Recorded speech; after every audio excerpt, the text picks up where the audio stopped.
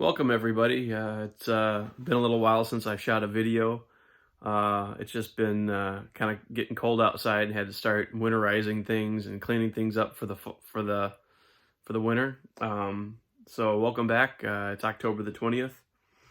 I also ended up moving the pottery from the pottery studio. Got moved out of the entryway, kind of outcropping on our apartment. To an interior room, just again because it was getting pretty cold outside. So let me just show you a little bit of what I've been doing here. As you can see, this is our spare bedroom. I had carpet in here, which obviously clay and carpet probably don't mix too well. So we actually had some leftover underlayment from when we laid down on the hardwood floor or the laminate floor, and it has a plastic barrier on the one side, and then it's insulation on the other. So I just taped several of those together and kind of made a big mat for myself. And again, I'll have a little bit more room in here. Like I'm thinking about putting my pots and stuff like that, having some shelving there, maybe even putting some shelving along the wall to store some of my pots, because that little entryway that we had was nice, it's beautiful. I like throwing out there to be able to look out at the woods and stuff like that on a nice day, but you know, when it starts getting colder, it's just not very comfortable and it's a little small. So just a few things. I've been throwing more with the stoneware clay. So these are some of the things that I have thrown. We got some mugs that I have thrown. The nice little design around the bottom there. I'm trying to make my mugs taller. Some of my earlier attempts, they are nice, but they're a little squat. And also, now that I'm getting more familiar with this clay, like this mug is actually really heavy. I threw the walls very thick because I just wasn't really familiar with the clay. But the longer that I'm working with it, I'm getting better at throwing thinner pieces. So again, like this mug here, or this pitcher, which is basically a mug with a pulled out lip. Yeah, they're quite heavy. But I did have some successful handles put on those, and that's what I was practicing. Whereas this is thrown out of the same amount of clay, and I mean, you can tell it's quite a bit taller than those, and so the walls are quite a bit thinner. But yeah, they came out really nice. I have thrown some bowls, some different shaped bowls. I threw some square bowls here. I threw a cylinder. My wife wanted something to keep her pens in, so she wants some square cylinders. So basically that's just a round cylinder that's thrown and then squared off. And actually on this one, I had accidentally, I got into a habit for a while of throwing the bases of my pots too thin, and actually it opened up a hole. So I ended up having to kind of put a false bottom in the bottom of that pot. And actually there was one other one I had to do it also on.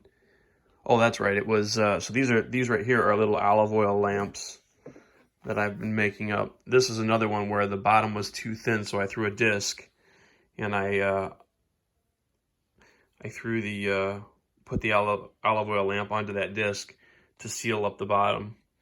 But yeah, that's basically the small hole here is where you pour the olive oil, and then the larger hole in the front here is where you actually have the wick extending out from inside the lamp, so it soaks it up in the base, and then it draws it up to the wick where it burns. And yeah, it's just basically a little bit of a handle there, a little bit of a handle to kind of hold it with. And actually, it actually is very comfortable, that handle to hold it by. It gives that piece that sticks out in the end, fits right in the palm of your hand. It gives it a lot of leverage to hold the lamp, you know, straight out horizontally. I've thrown some more down here that I just recently have finished up. And actually, to some of my friends from the River Park Sign Language Congregation of Jehovah's Witnesses, these are actually going to be little gifts for them for our pioneers. So yeah, I said I've been kind of experimenting with it, and I've been getting more and more consistent with them. But I thought I'd shoot a video and showing you how I actually, here's another one that I just threw a little bit ago. But I figured maybe I will bring you in and let you see me how these are actually made, because they're actually made on the pottery wheel. But yeah, I've been mixing up some glazes. So I mixed up a Celadon glaze and a Milky White glaze out of the actual, bare minerals. I ordered them from a clay supply, ceramic supply company, and mixed my own glazes. So I'm looking forward to using those on the stoneware pottery. I also, really quick before I show you the making of the olive oil lamp, this right here was another paddled tea bowl that I made, and it's actually glazed with, again, a combination of the clay that I've dug up from the yard and wood ash that you saw me sieve through a 100 mesh sieve, basically wood ash from our barbecue pit. So that will be an interesting experiment to see what type of glaze maybe that turns out to be. I actually took also here some other things I've been working on. My twisted cutoff wire and my straight cutoff wire that I make to cut the pots off my wheel. As you know, they're just made out of fishing line. And basically, when I made them, my cutoff wire, I basically just took one of my paint sticks and cut it down for the little toggles to pull it on. Well, then my wife was getting rid of some old toothbrushes of hers. Like here's one of them here. It's like a bamboo handled toothbrush. And I thought, well, that it's a shame to kind of get rid of the actual brush itself. With that bamboo is really nice wood to work with. So I actually cut these down and cut a notch in them, and I will actually then make these the new toggles for my new cutoff wires. It's really strong, and again, it's really pretty wood too, so I didn't want to just kind of get rid of it. So that's that. Thrown also some little bud vases. Been trying to do kind of like a little taller little bud vase. And then also I was thinking, my wife and I recently attended the International Bible Convention in Argentina of Jehovah's Witnesses, and the theme of that convention was Love Never Fails, and so many of the friends made little trinkets. This was actually a keychain. Somewhere around here I've got the rest of the actual keychain, but I took that off. I said that's really actually kind of nice. What I plan on doing with it is on some of my mugs, maybe for the sisters, ones that are more kind of feminine. Not, these are kind of more masculine, kind of like tankard mugs, although I suppose they could have that too if they wanted it. But I was thinking about trying a new shape for some sisters.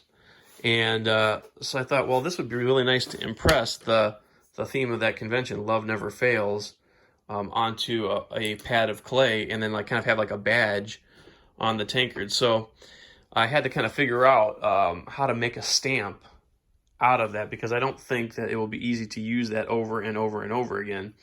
So I basically pushed it into a piece of clay like this, which is basically what the stamp will look like, and they'll basically be applied when they're still wet to the mugs, so they'll have a nice little Love Never Fails badge on there. But anyway, once this dried, then I took another pad of clay and I actually then pressed it into that clay, which gave me the reverse, because the letters need to push in. Something like this has too much flat surface, and it's very hard to get a good impression out of it. It was actually pretty hard to get this impression out of it with the raised letters like that. So it pressed in okay, but then what I did is I also went ahead and took my little needle tool and I actually carved all the letters deeper. As you can kind of see in between the letters, I scratched it deeper so that hopefully when I press this in, I'm going to round this edge off just a little bit so that it's a little bit more soft of an edge. But hopefully these letters will then press into the clay and give us an impression that looks like that. So then I just put a little handle on it, and I'll fire that in the next firing here. It'll be a nice little Love Never Fails stamp. I mixed up some red iron oxide pigment for decorating. I'm letting that dry out. So that came out pretty good. I said I mixed up that experimental glaze of wood ash and my red clay. I think that's pretty much everything that I have been up to. So why don't I go ahead now and put this tripod, get the tripod set up and show you how I made the olive oil lamps. And I'll shoot this in several stages because these actually have to dry. As you can see right now, that's the basic shape and form that is thrown. But I don't know if you can see with the finish. I mean, it's still very, you know, I've been manipulating the clay with my hands, so it's left a lot of nasty marks and stuff like that all over, which then will need to be smoothed down. I put a little decoration on it, and also put my seal and all that on the bottom, so that when it's done, again, it basically will look like this. So it's got the little decoration around the edge, but as you can see, it's a much smoother finish. But that all has to be kind of done after it's dried a little bit. Okay, so here we are on the pottery wheel. I said I just recently cut off the last one, so my little pad of clay is still there, which is nice, because I can just throw my next ball of clay right onto that little pad. This clay is actually a little hard. I haven't thrown for a few days. I did have it kept in a plastic bag, and it's still throwable, but it is a little bit, yeah, it is a little bit difficult to throw with. But the nice part of it is that the clay, when I'm forming it into the lantern or the lamp, it definitely was a little easier to work with, whereas the other clay was a little weaker to deal with. So anyway, that's the first thing. Now these are thrown. I originally was throwing these out of 1 pound of clay, but I started kind of realizing that the lamps that I was making were a little, again, heavy. And it just really, you know, you don't really need to, it's kind of a waste of clay to throw something that big. These are supposed to be kind of little small handheld lamps that are easy to, you know, move around. So I decided to start throwing them. These are actually now thrown out of 12 ounces of clay. So far I think that's a pretty good size. So first thing to do is just, again, try to get the clay attached to the wheel.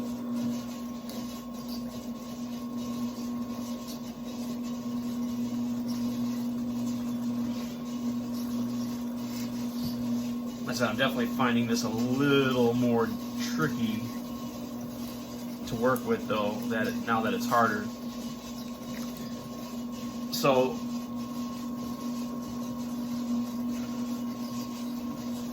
with throwing with stiff clay like this too, normally when I'm centering my clay, usually I only cone it up one time. So I only bring it up usually one time and force it back down onto the wheel.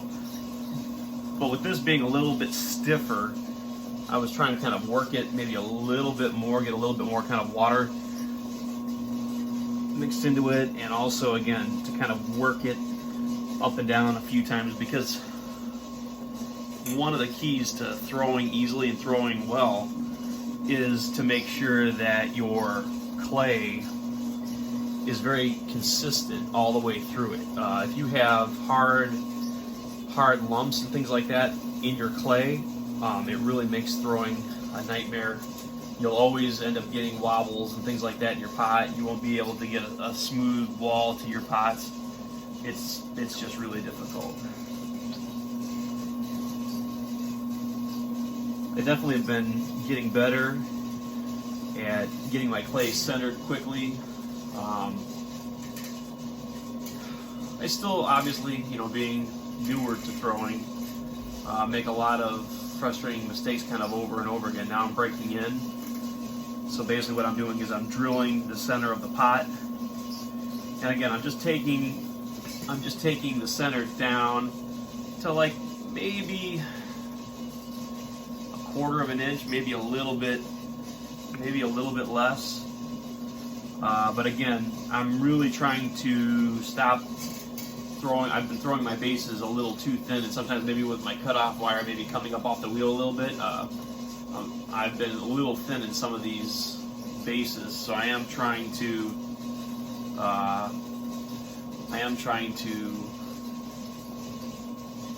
kind of correct that by throwing maybe a little bit thicker in the base. So the first move here is to just kind of start the general shape. This is actually made from a bowl shape. So I said I can feel that this clay's a little on the stiff side. So now I'm opening out that center a little bit, and I'm actually kind of sweeping across the bottom and making the basic shape of what will be the bowl. Actually, get a little air bubble in here. I can feel. Let's get that out right now. So I take the needle tool right here. I feel a little air bubble on the inside, and basically you just prick it and get that air. Did I get it? You want to get that air out because that again will also, one, it'll explode in the kiln, but two, it can also cause problems in the throwing of the pot. So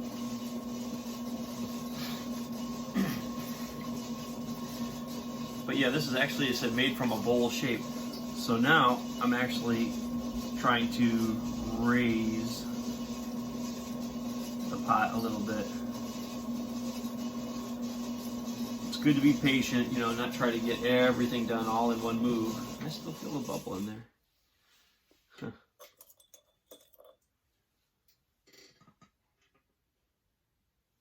Where are you at? I felt it. It's funny, when I'm at a stop, it's hard to find this, but boy, when I'm throwing it, I definitely feel it. Yeah.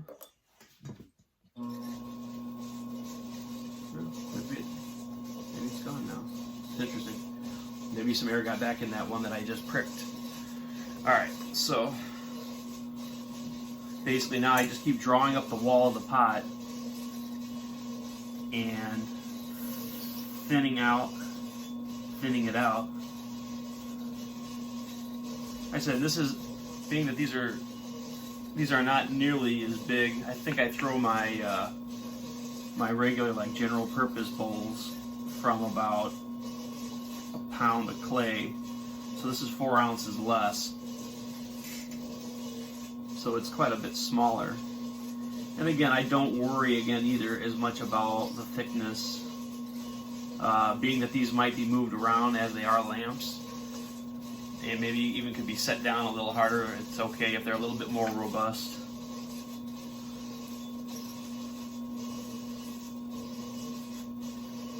I'm just trying to kind of get an even thickness on the wall.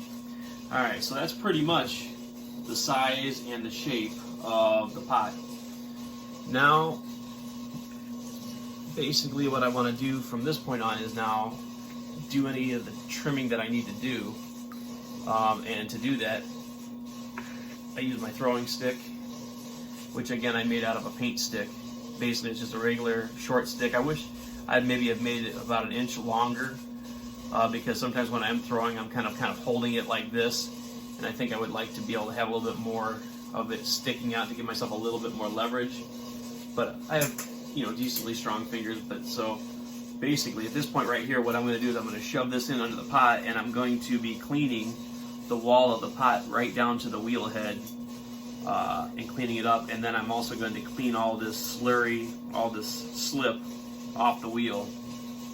So this will make a nice edge to the pot.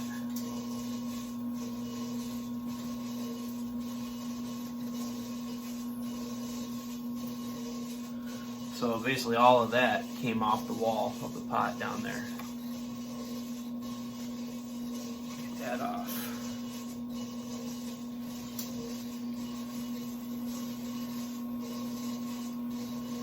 Want it to be a nice, smooth wall.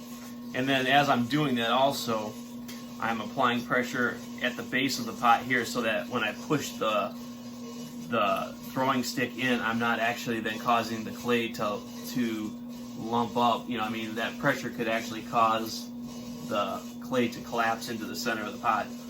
Now I'm just going to go ahead and clean away all the slip. the wheel head.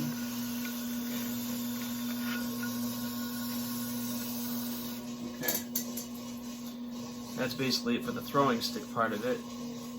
Now, basically just want to clean all the slip in the water that's in the bottom of the bowl.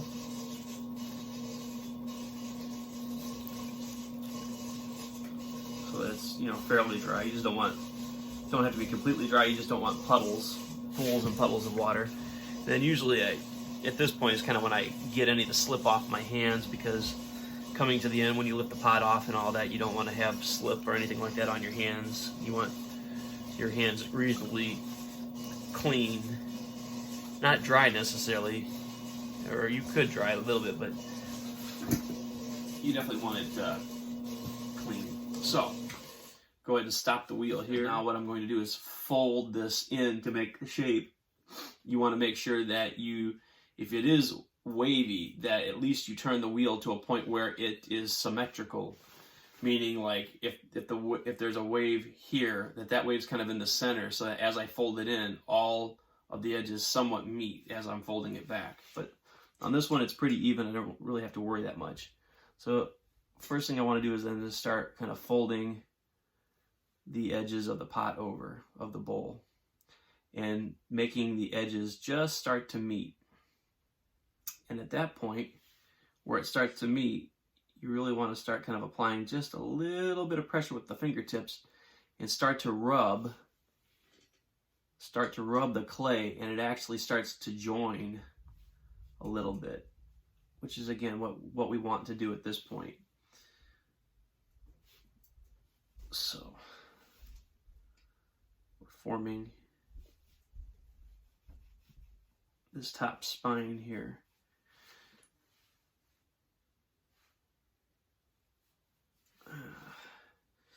It's important the amount of water that you have on your hands at this point. You don't want it too wet, because if it's too wet, it's very hard to even get your fingers to kind of grip it to apply pressure.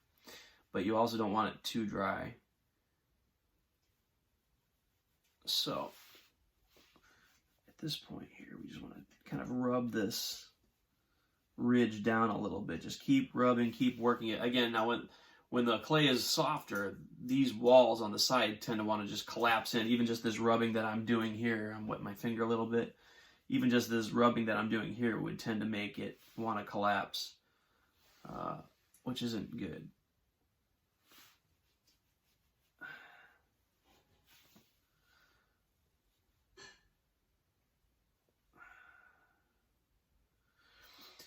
It is something that you got to kind of get a feel for it, how much you join and how much you rub down before you join another part, because again, this wall is curved and you want it to be able to fold in on itself. Like if you just tried to fold this almost all the way, like fold this center seam all the way, you would have such a lump here that all the rubbing in the world, you probably would never get it down. So what I found is that it's good to kind of get that center seam rubbed and start to get it almost flat, not too far, because again, you also need the back part of this pot here to still be foot up a little bit like that, so that you can put the pressure on the ridge, and then again that rubbing action really starts to really join it. So again, it's just something I had to play with.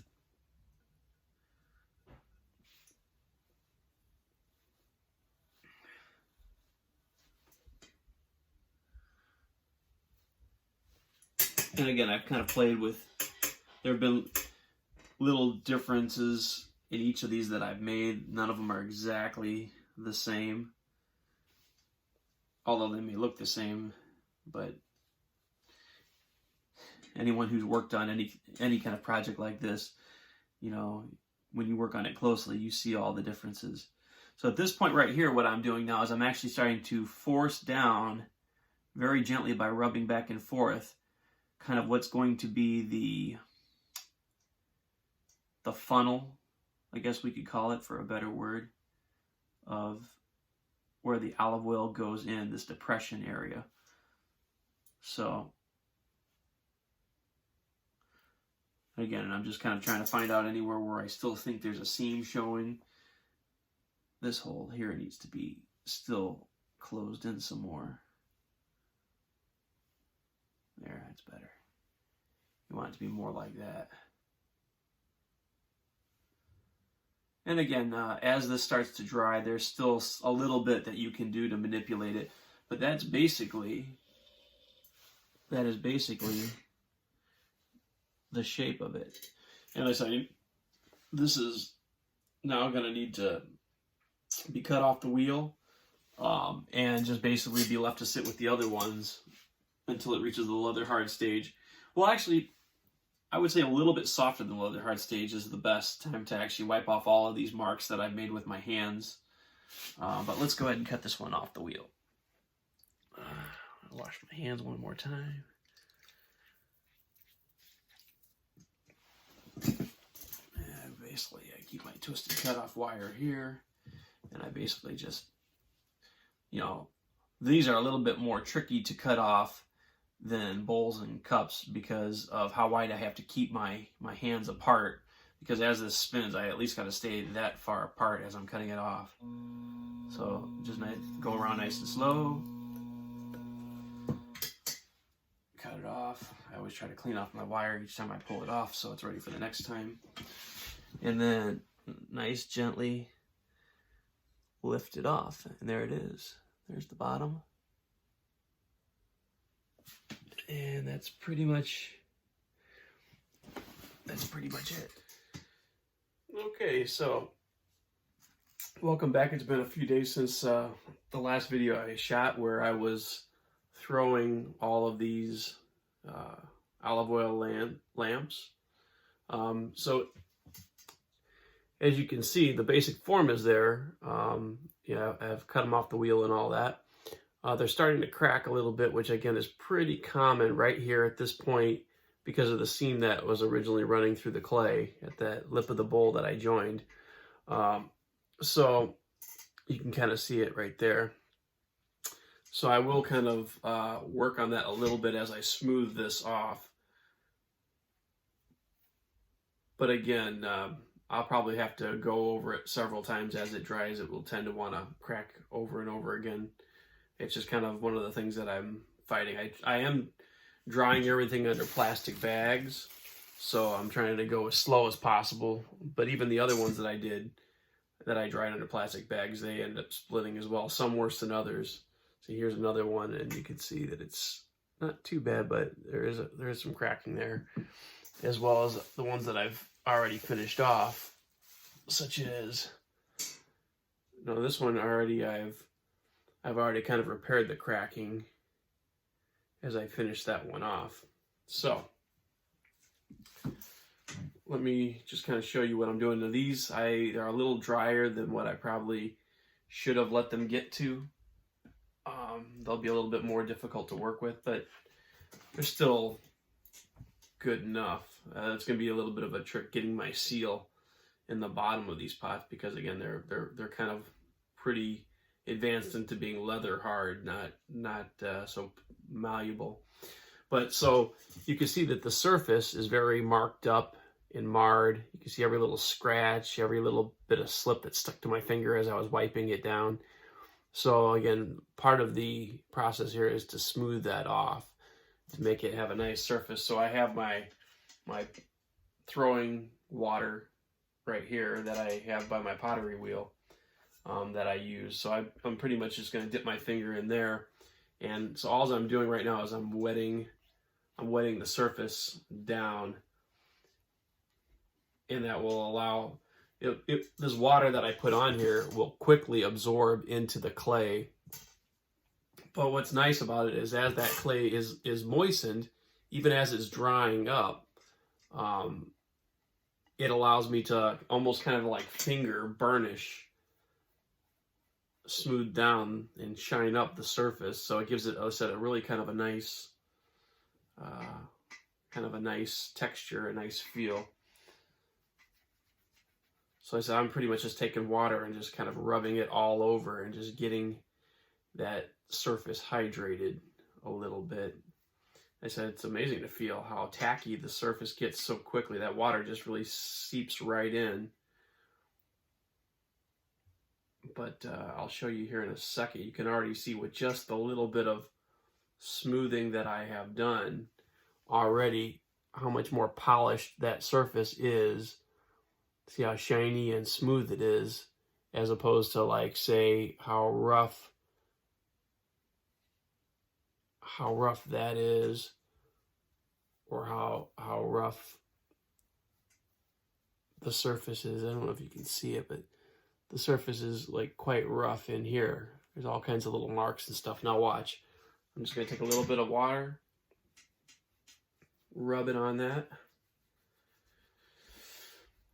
The trickier parts of this, I said, you can actually smooth down the surface pretty far along as it's drying. The tricky part of this is going to be when it comes to impressing the rim, taking that impressing wheel and putting the pattern on the rim. That's not going to be so easy.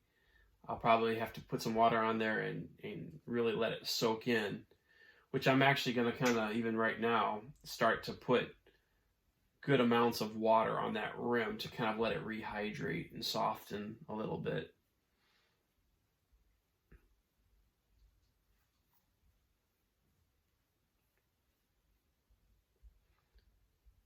I said, right where I put the water on this side here, where I was just showing you, it's already soaked in and it's become much drier. But I said, then you kind of are smearing that residual clay and smoothing it down. And now look how shiny and smooth that surface is where it was very rough before. So that's kind of what I'm doing all over it. Like even here on the spine, you can kind of see the ridge here from where it was joined still, and some marks. So again, just water on the surface and rubbing back and forth will. And again, if you get maybe a few stubborn marks, or you want to go a little bit quicker in some areas where it's really rough, you can take your fingernail, the back of your fingernail, like I just did, and that also helps to smooth it down pretty quickly.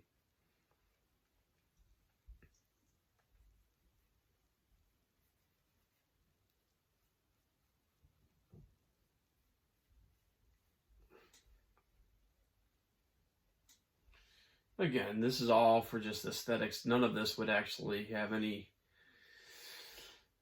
impact really on the functionality of the lamp. It's just, I don't really care for that really overly harsh look.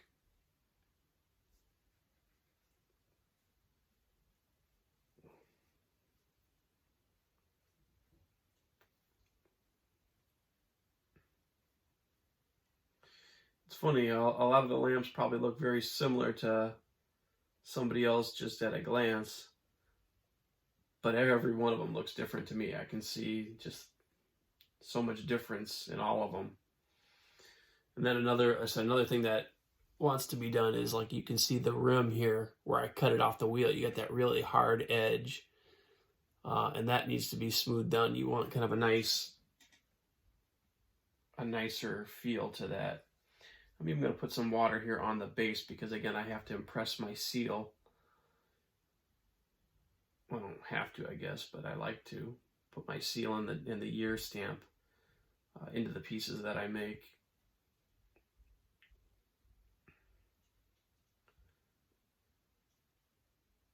So just wetting that finger and running your thumb or your finger around the edge really nicely takes that edge off and gives it a much nicer look. So with running your finger around, it's kind of a much nicer, smoothed off, rounded corner on it, not so hard and sharp. So to mend this crack will be interesting. Let's see if I can make a little bit. I have a few pieces that are leather hard around here. One approach to doing this, I just took a little piece of clay and wet it on my fingernail and stuff like that. So even just that little bit, I can take on my fingernail and kind of work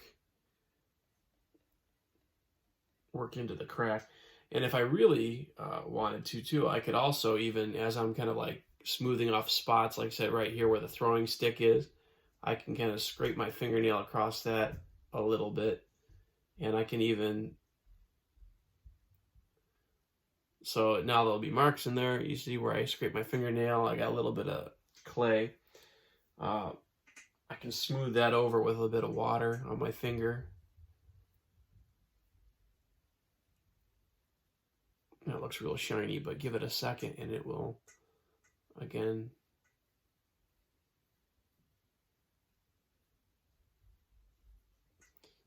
see the marks are pretty much gone.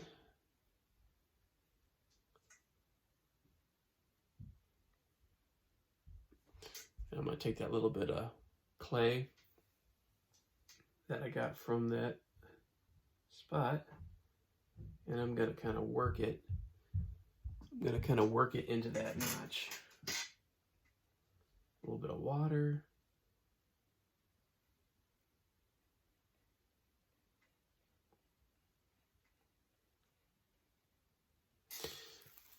And we pretty much have repaired and filled that crack. And now also kind of what I like to do is there might be like a few little pieces of clay that are a little unsmooth.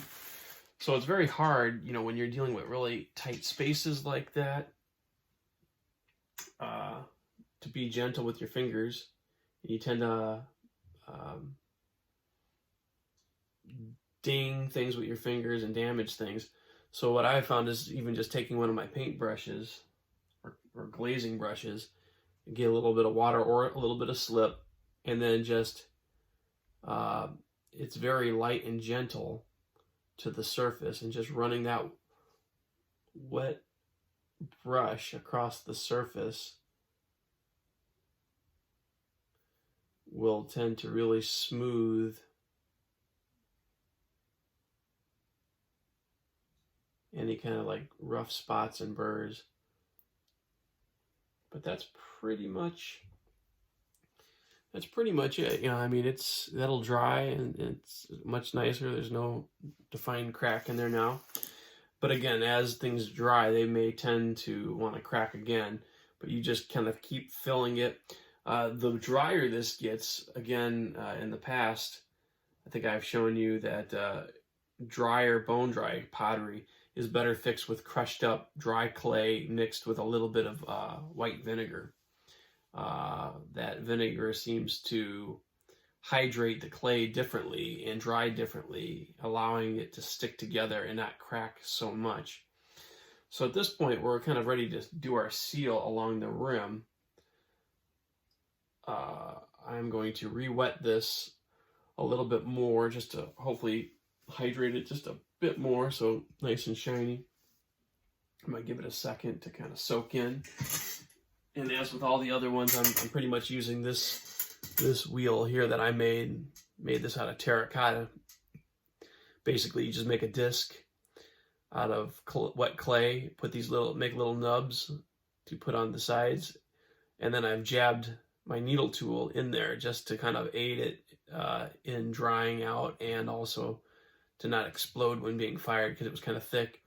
And then I just took, I forget what I used.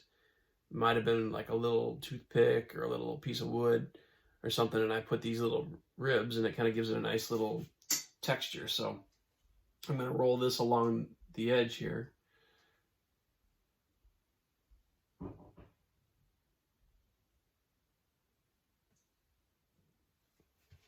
And as you can see, it leaves a nice little impression.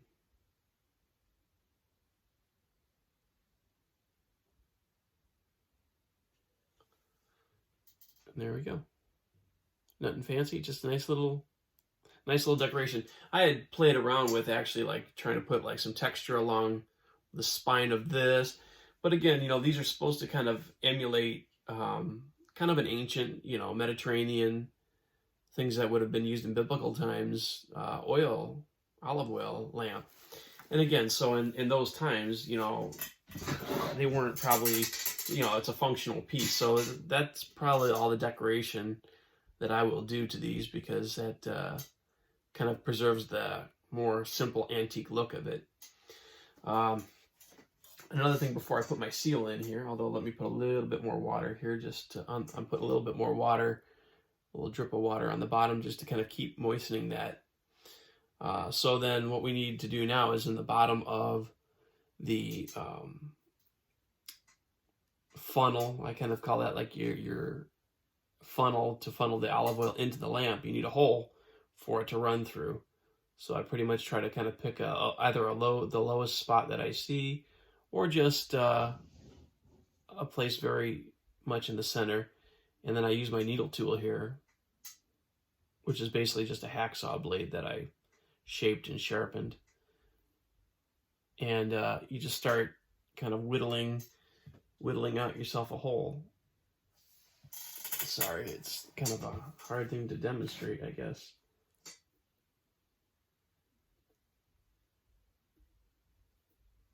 You know, I don't want it to be overly big, but I also want it to be big enough to where oil starts running down, and I'd like it to be as round and circular as I can make it. So yeah, this clay is still workable enough. It's leather hard, but it's got enough moisture to it. It's interesting. It kind of cuts like almost like a hard cheese. It's actually pretty enjoyable to carve. And then that's it. That's your hole for the olive oil to drip into. And the only thing that we have left now is to put the seal on the bottom. So one more time, oops, run a little bit more water on there. Okay, so you guys have seen it many times, but this is the seal that I made. That's the handle part I actually glazed.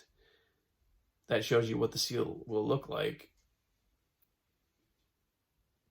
But obviously when you actually make the seal, you have to carve it backwards so that when you press it into something, you actually get the correct image. So basically I usually just kind of pick a spot. It's a kind of a little bit of an art form to do this without pushing in the bottom of your pot when it's kind of, you know, still semi-soft. But there it is.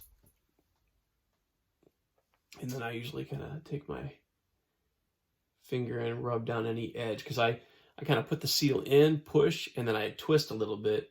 So if there's any soft clay, it will also kind of push up into the letters a little bit. But then I got to take the ridges down along the edge. But that's pretty much what we're trying to get. So that's the initials. And then I made this one out of terracotta also, and just carved in 2020. And we'll put that right there. Same thing, kind of push it in and give it a little twist and rub down any high spots. And there you go. The initials in the ear. That's pretty much the finished piece. Now these will get sprayed with wood ash and then fired to cone 10, and that'll give it a nice kind of a semi-glossy toasted look, but it's really just there's no color added to it. It's just the brownish color of the clay. So today what we're gonna do is we're continuing on with the work on the olive oil lamps. So I just thought I would bring you in and show you kind of what the next step is once they've kind of dried off. A lot of the olive oil lamps did crack kind of down the center of how I folded them.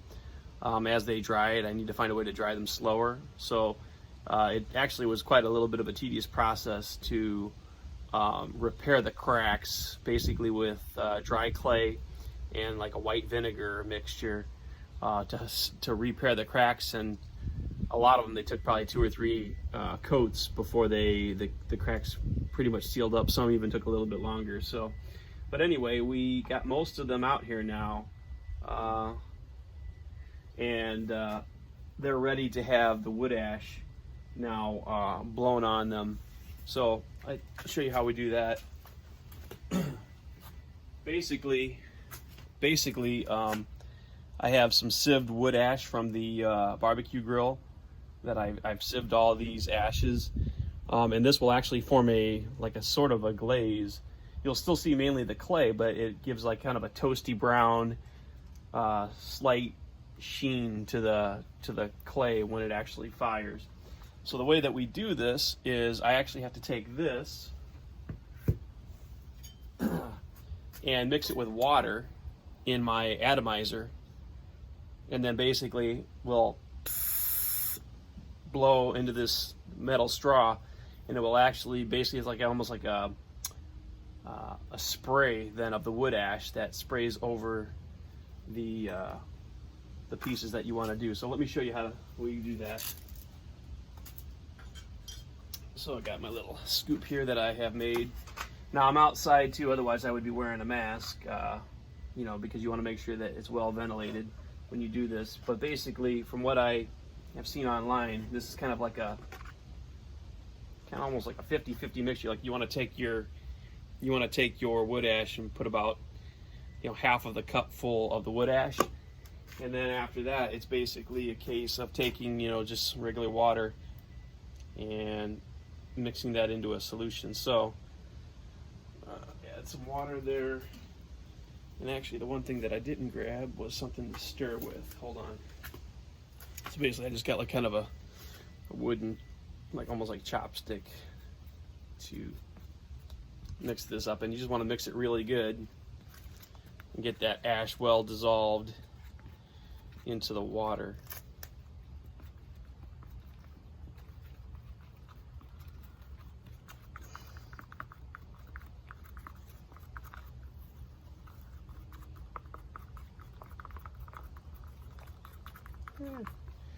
Maybe just add I've not done this before, so I don't know exactly what the consistency is supposed to look like.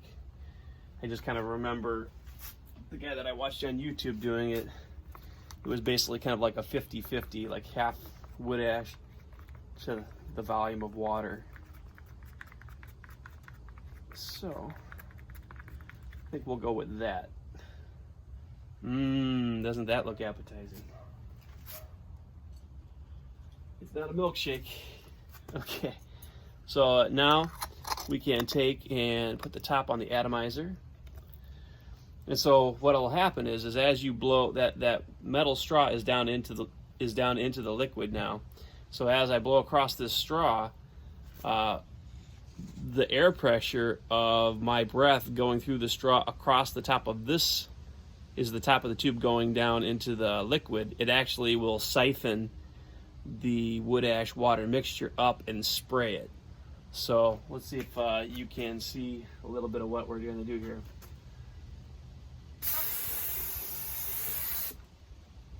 Oh yeah, very cool. And I can actually, I don't know, let me see if I can bring you in. I was curious as to how well I would actually see where I have sprayed wood ash, but I actually can tell, like these are ones that I really didn't hit.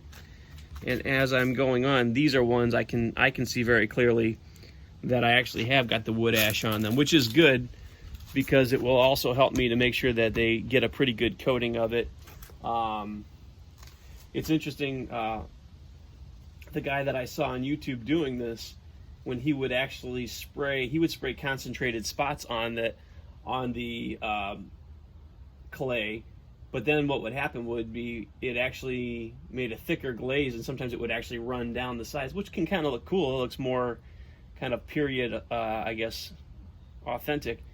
But I'm trying to get kind of a nice, just even coating on there because I just kind of want that toasty sheen. I don't really want to get thick spots of this kind of wood ash glaze on these. But anyway, let me just do a little bit more, see if you can see it here. Let's see. I gotta make sure what you're able to see. You can see up to about there. Okay.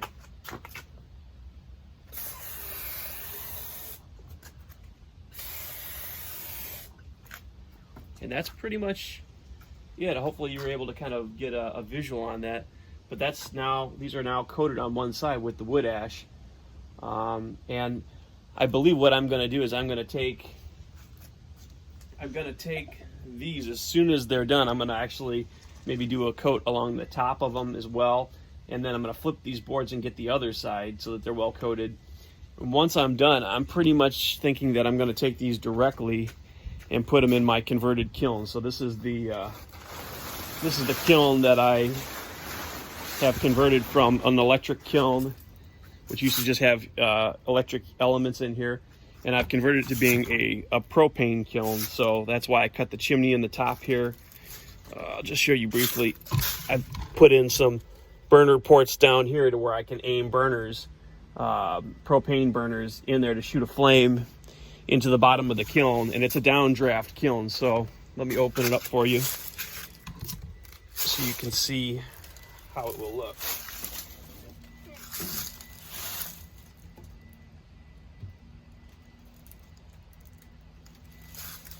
So the flames will come into the bottom of the chamber, they'll come up, and then they'll want to go back down because this is the bottom of the chimney flue, because they won't be able to escape any other way, and the flames will then go in through the chimney and out through the top of the lid.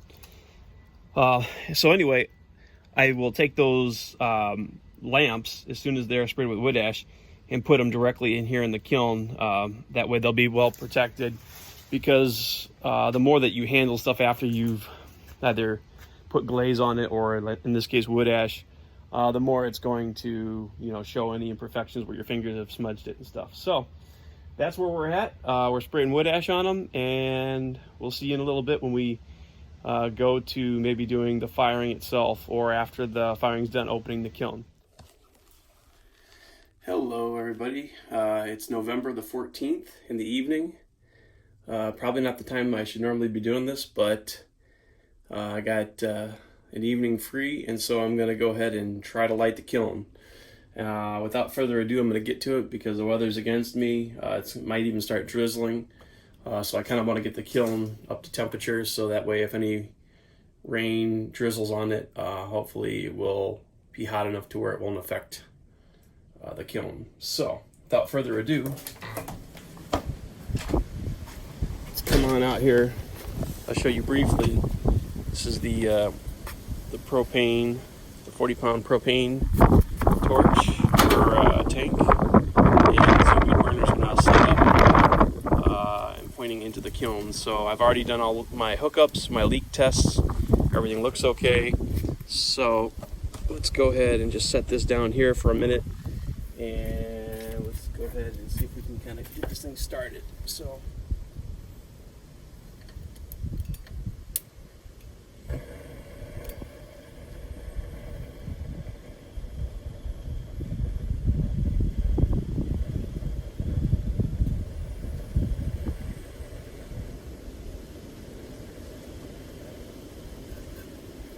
I'm a little bit worried here because of the wind. It's supposed to get pretty windy later on. I'm not sure if this is going to be a problem.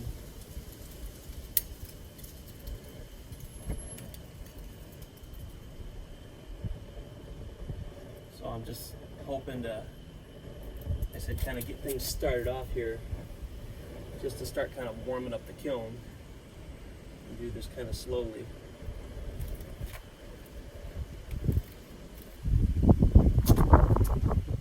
Just to start off here too, I may even kind of start off with the torches more inside.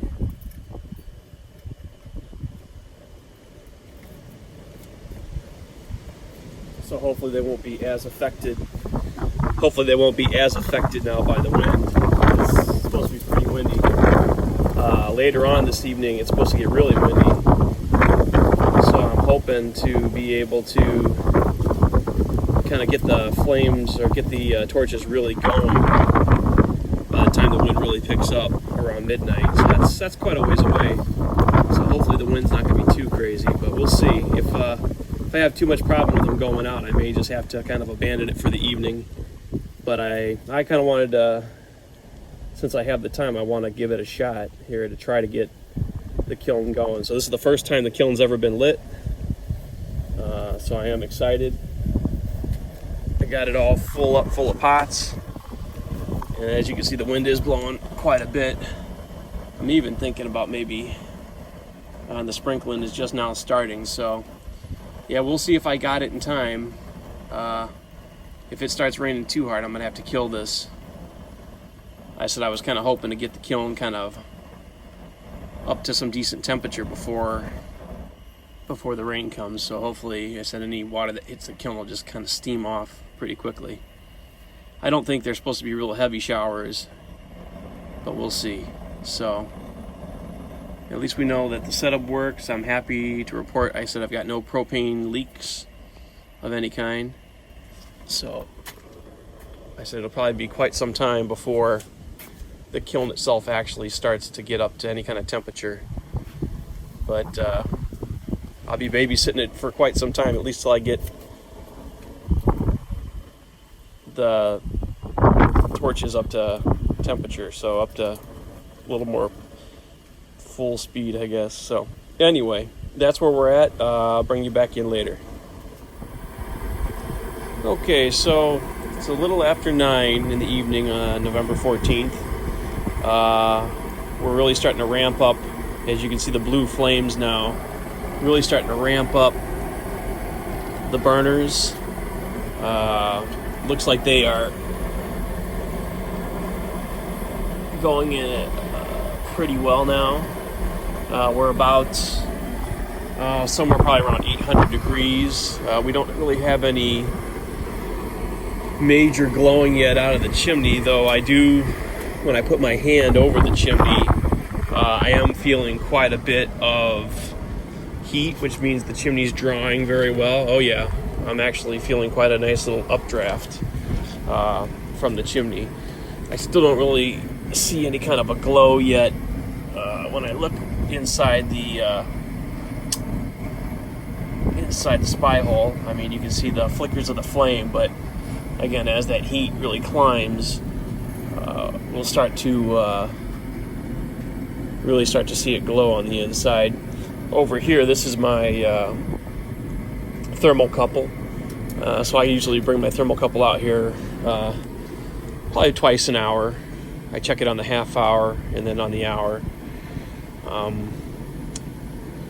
I got to pull the battery on it because it's a cheap thermocouple, and it seems like even when I turn it off, if the battery is connected, it still draws current, or it still drains the battery down, which it'll last for a long time anyway. But it's actually supposed to be pretty windy again after midnight. It's already windy, but after midnight it's supposed to be I think they said like 30 mile an hour sustained and up to 55 mile an hour gusts. But as you can see, again, I've got good flame now. I'm cranking it up. I said that's still nowhere near what those things will put out, but I feel like now I'm getting a strong enough flame that I'm not really afraid of them blowing out. And even if one did blow out, it would more than likely, with the amount of heat that's in there now, would probably just reignite from the other one, unless they both blew out simultaneously, which I doubt is going to happen.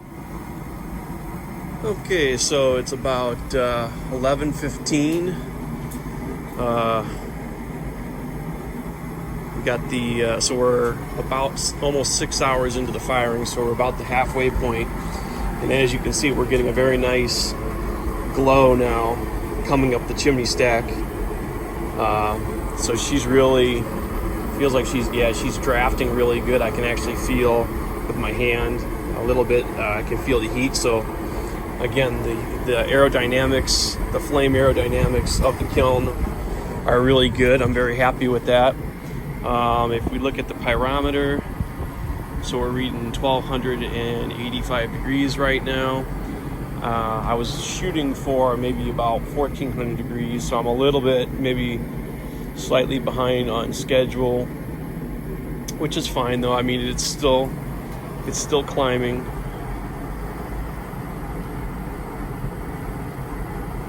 Which is good.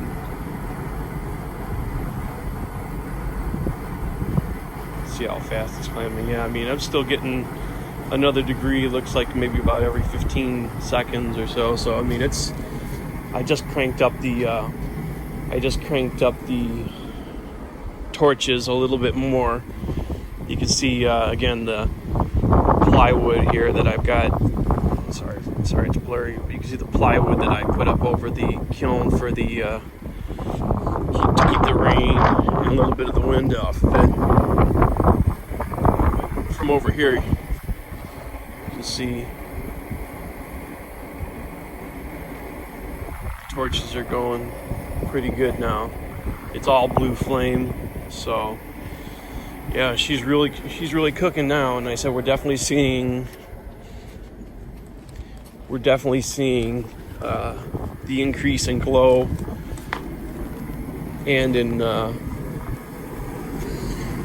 I mean, look at that, it's already at 1296. So yeah, she's climbing pretty good now. Let's see if I can pull the spy hole out here, and you can see in the upper part, yeah, we got a really good glow in there. What you see in the top right, or on the right hand side of the hole there, is actually the cone. See the cone right there, the white cone sticking up. So I got a good view of it when it goes over. But yep, looking good.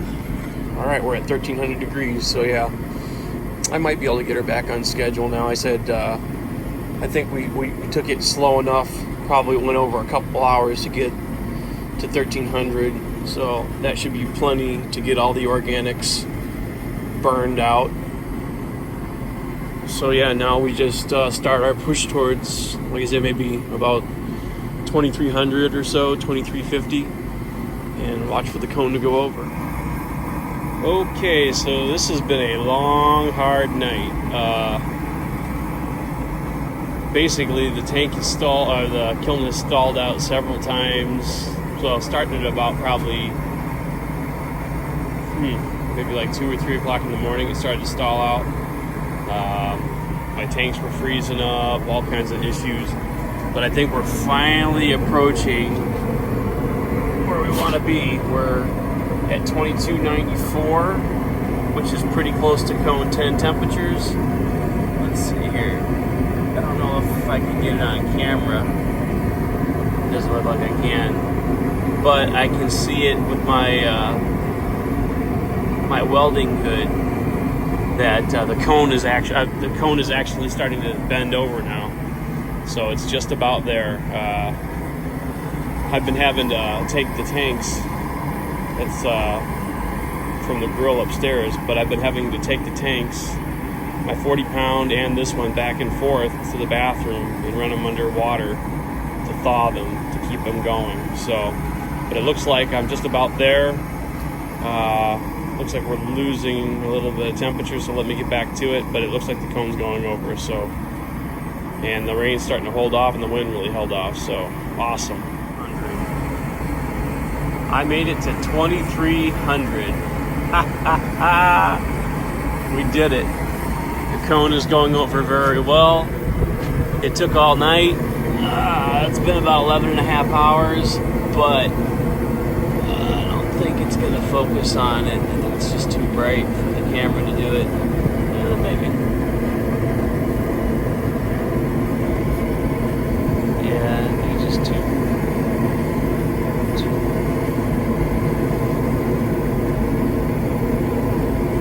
Yeah, it's just too bright. But we made it. 2303. Oh man, does that feel good. Success.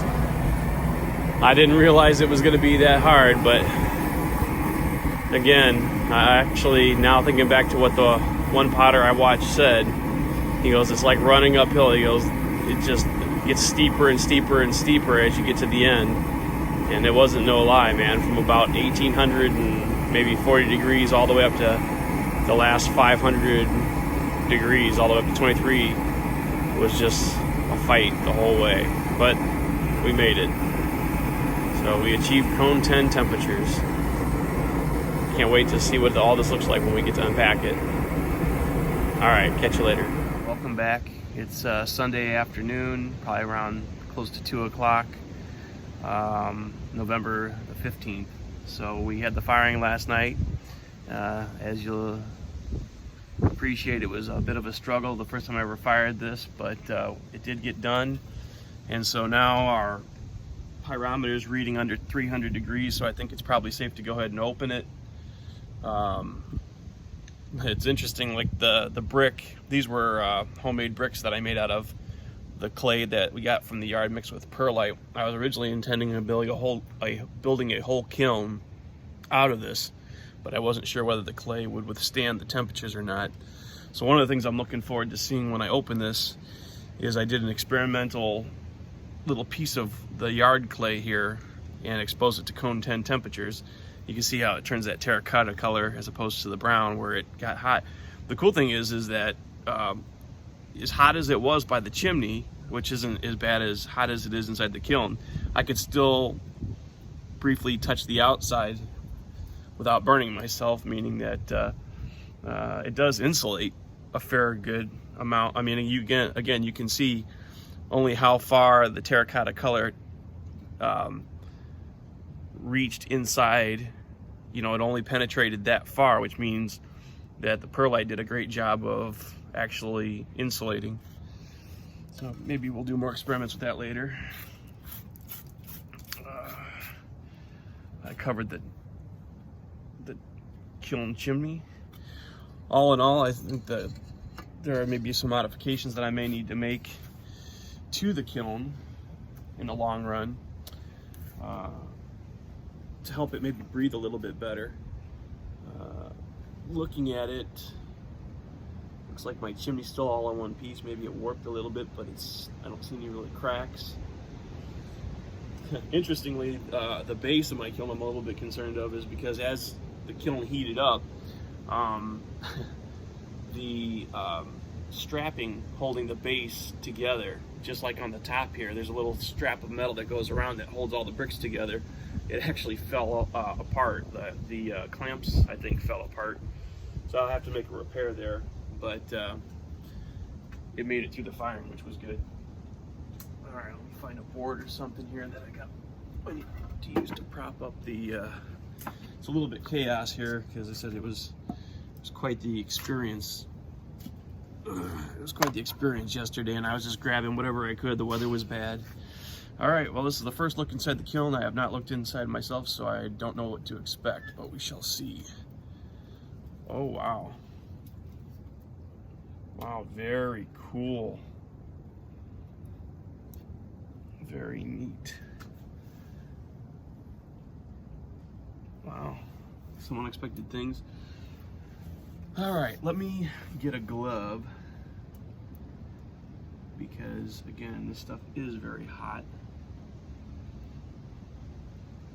So, again, we'll see how it all looks, but yeah. The good thing is my kiln shelves, which I had never tested before, were not, I had never tested them to cone 10, so I got them with the kiln and they survived, which is good. Let me go ahead and get myself a glove. I don't have any properly thermally insulated gloves, but hopefully this will have to do. So just to give you an idea here,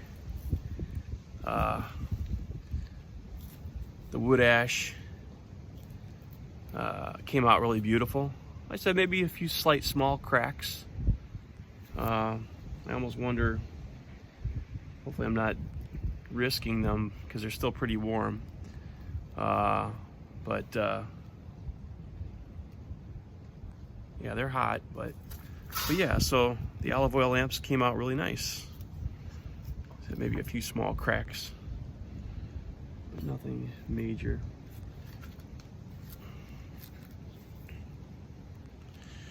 The wood ash is maybe not as shiny as I had anticipated them being, but that was, again, just my anticipation.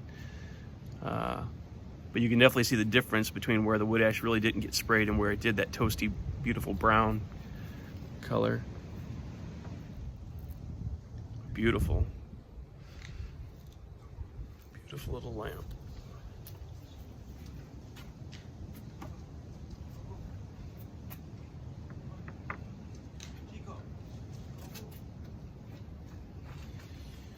All right, let me get another glove here.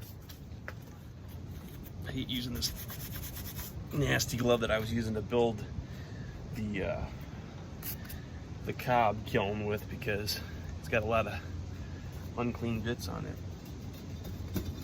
Well, Simon was right. These shelves do like to stick to each other a little bit.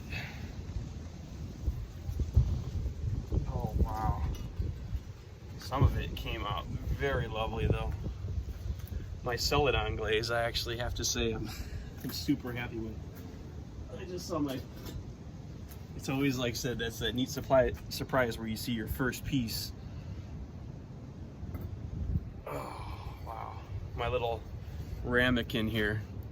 But look at that, that's just that lovely wood ash on the outside.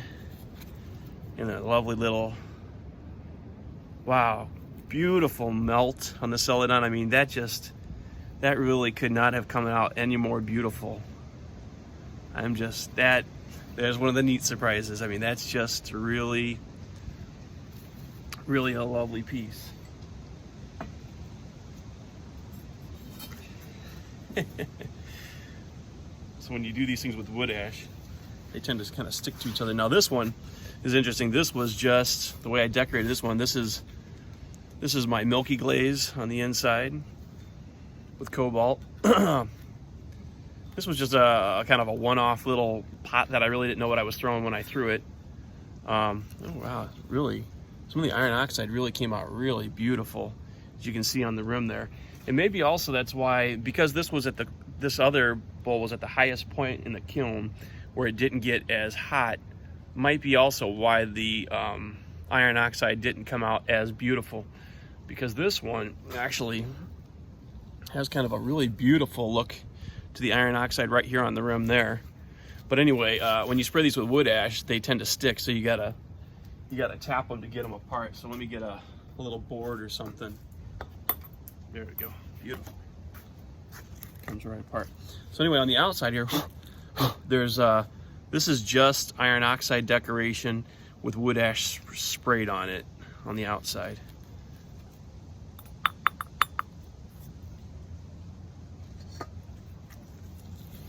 Again, here's another one. We got to tap it a little bit. That's it. Tap her and she comes apart. Yeah, so this was milky glaze with iron oxide banding on the inside. And again, it's nice. You know, is it lovely? No, it looks like maybe I went a little high. I chipped the rim here a little bit. I meant it went a little close to the edge with the glaze. But again, one thing I will say is the melt on the inside of the bowls, again, is just gorgeous. I mean, just really, there's no bubbling, there's no pitting. They have a beautiful sound to them. So again, you know, very satisfactory bowls. And again, I'll try to learn from what I'm doing with the iron oxide decoration, the banding. Like this one really came out kind of wishy-washy, as you can see. I mean, you just barely even see it. And that all has to do with how thickly I'm applying the iron oxide when I'm actually applying it. I need to maybe put it on a little thicker, like on this one. I think I did put it on a little thicker. Now this one, you can see, this was Celadon, but yeah, much thicker.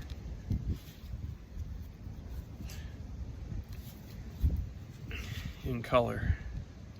Yeah, I think this was Celadon and decorated with the iron oxide and the cobalt. This is actually going to be one of my test pieces because I want to make sure that my ware is safe to eat off of. So I want to make sure that it's not leaching metal oxides into the food. So I got to do some tests. So I needed to have one where I had some decoration, right, where I could like expose it to citrus and a base of some sort, and just maybe even send this one off to get tested at the laboratory, just to make sure that that it's not leaching anything harmful. Okay, so here was my test piece. Wow, really cool. This was my experimental glaze that I glazed with. This is a mixture of just wood ash and clay from the yard that I glazed this with. I mixed it up into a glaze. And actually, honestly, it's pretty cool. It actually has some really beautiful variations in the color here, where it goes from like this green to a brown. I definitely think I'll experiment more with that, maybe even on like some vases. But I don't know if you can see, like I said, the green to the brown transitions, but it's really actually quite beautiful. There is a little bit of bubbling, pinholing in there. But again, for a vase, that really isn't going to be any kind of an issue. It's really kind of neat. And again, see, has a really just great sound to it. All right, here's the one lidded jar that I made. Wow, that came out a cracker. That's beautiful. Well, I did have a little bit of splitting on the top, but oh, good too. Oh, and a surprise decoration, the dragonfly. So just a little lidded jar. I wasn't too sure about it when I made it, but actually that came out really beautiful. Really happy with that. A little bit of a imperfection there, but honestly, all in all, again, and I'm seeing the variation in the iron oxide for how thick. I need to put it on thicker.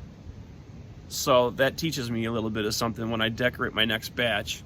I'm definitely gonna do the iron oxide thicker, because where I do it thicker, it has a little bit more coppery metallic color to it, whereas this is more just kind of a brown. But all in all, I still think it's really pretty.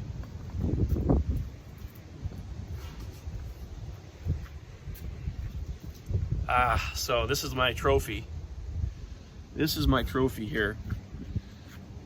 My cone 10, and as you can see, I'll put it somewhere where you can see, all the way over and touching perfectly. I'm speechless. I did not, as much as I fought this thing last night to get it up to temperature, I did not think that we would get it to where it actually is now, where I said it was a really good firing all in all.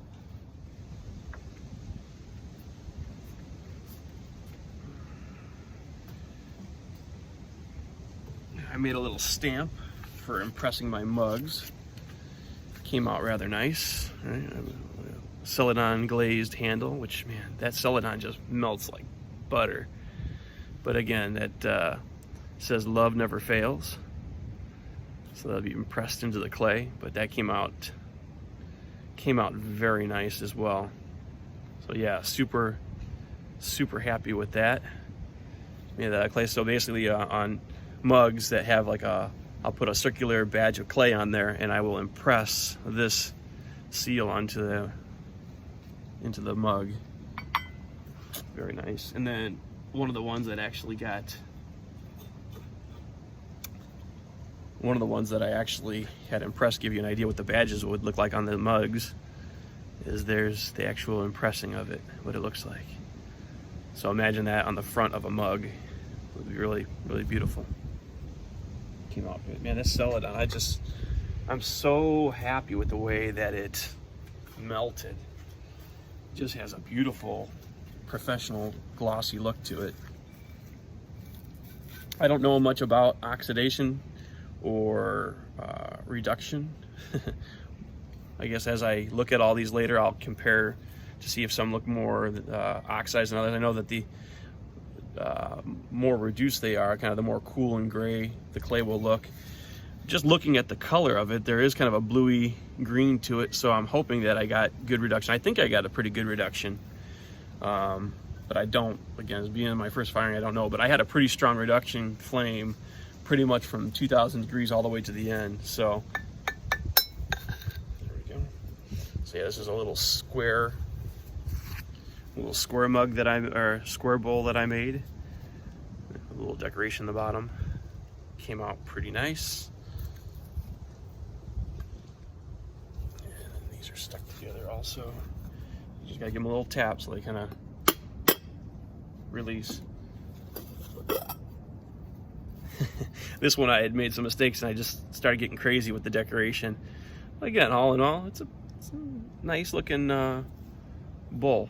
Again, it has some really beautiful copper metallic spots to it in some places. I think I'm a little light in my, oh, actually that's iron oxide, but it looks coppery.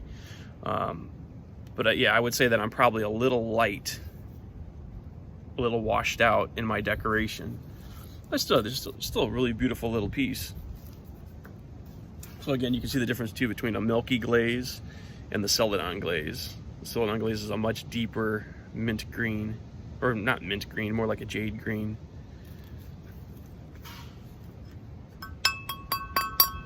Let's see what we got here. Again, milky glaze, foxglove decoration. Again, the big thing that I'm noticing is just a bit of washed out look of the iron oxide. I definitely am not putting it on thick enough, and I will definitely have to work at that a little bit more. But again, very nice. Yeah, very nice little, with got the cobalt the cobalt is nice and vibrant. No problem with that. Being too thinly applied. It's the iron that I got to work on more. It's a little faceted flower vase. Again, iron oxide around the rim, and again, just my only criticism. Oh, we definitely got a little hot down there. We got some little bloats, a little bit of bloating. Not so much on the base, maybe one little small on the base, but mainly I definitely got some bloating. Fortunately, didn't go all the way through, but definitely got some bloating in the sides a little bit. I don't know if that was because it was too hot. Again, it was the bottom shelf, so it could have had something to do with it. Celadon tankard, I believe. Now see, again, here you see where I got the iron oxide thicker, and it came out much more spectacular. So that's going to be my goal for the next time I do decorations, is just definitely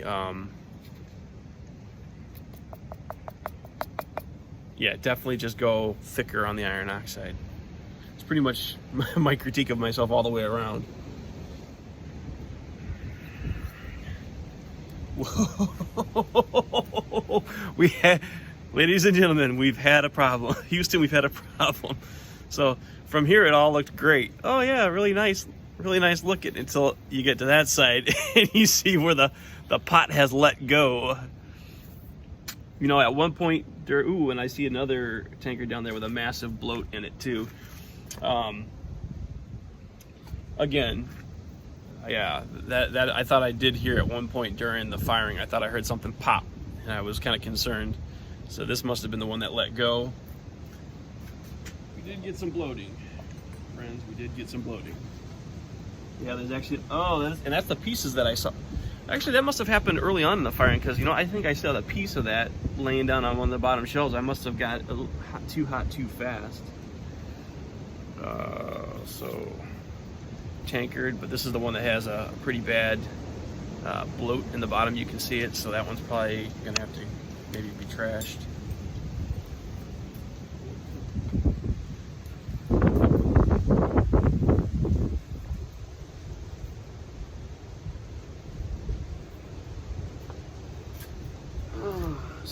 I made Maddie her little, oh, that's really pretty.